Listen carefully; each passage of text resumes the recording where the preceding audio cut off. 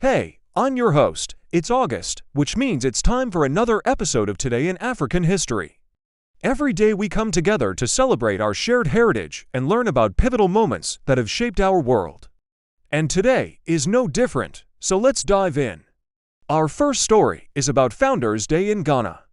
On this day in 1947, the United Gold Coast Convention, or the UGCC, was formed, a significant event that laid the groundwork for Ghana's independence from British rule. The convention was held in Salt Pond in the central region of the Gold Coast, now known as Ghana.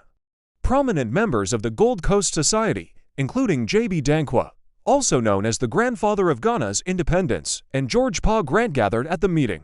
The main objective was to discuss the path towards self-governance and full independence. The convention marked a crucial step in Ghana's journey to freedom. It brought together various factions advocating for independence and set the stage for the country's future political developments.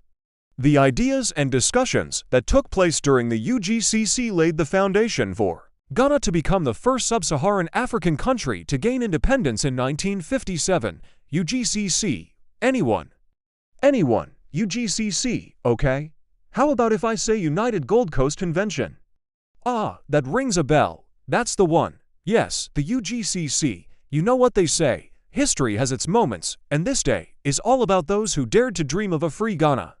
It was on this day that the United Gold Coast Convention was formed. These men right here, some of the founding fathers of Ghana, including J.B. Dankwa, aka the grandfather of Ghana's independence, and George Pa Grant, they met up in Salt Pond in the central region of the Gold Coast back in 1947. Why, you ask? Well, they were there to talk about how they could get their country out of British rule and into self-governance, and guess what? Their efforts didn't go unnoticed. In 1957, Ghana became the first sub-Saharan African country to break free from colonial rule.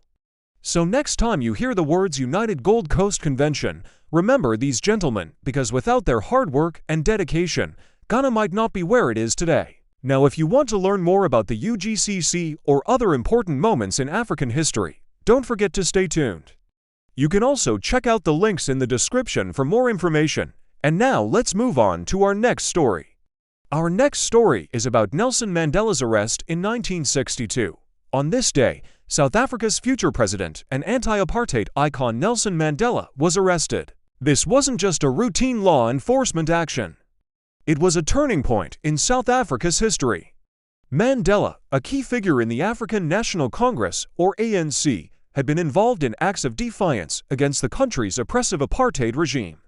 His arrest sparked both local and international outrage. Mandela's subsequent trial and life imprisonment didn't break his spirit. In fact, it only amplified his global appeal as a symbol of courage and resistance against racial discrimination. After serving 27 years in prison, he was released in 1990 and played a pivotal role in steering South Africa towards a new democratic era. We all know that day, August 4, 1962, when Nelson Mandela, the legendary South African leader, was arrested. But do you know why? Well, let me fill you in. Mandela, along with his comrades, were planning something big, a nationwide campaign of defiance against South Africa's unjust laws. They wanted to put an end to the system of racial segregation called apartheid, but the government wasn't having it. They knew Mandela and his crew were a threat to their power, and they weren't afraid to show it. The authorities swooped down on Mandela's lawyer and whisked him away to jail. It was a bold move that shocked the nation and the world, but Mandela's spirit wasn't broken. He used his time in prison to keep fighting for justice and equality, and his efforts paid off. In 1990, he was finally released from prison, and South Africa began its journey towards democracy. Now you know the rest is history, but don't forget, none of this would have been possible without that fateful day on August 4th. If you want to learn more about this incredible journey, be sure to stay tuned for more episodes of Today in African History. You won't regret it, so let's take a moment to honor the bravery of those who fought for justice and freedom. Remember, their struggle paved the way for a better future. And let their story continue to inspire us all. Thank you for joining me on this journey through time. Until next time, stay curious, stay informed, and above all, stay free.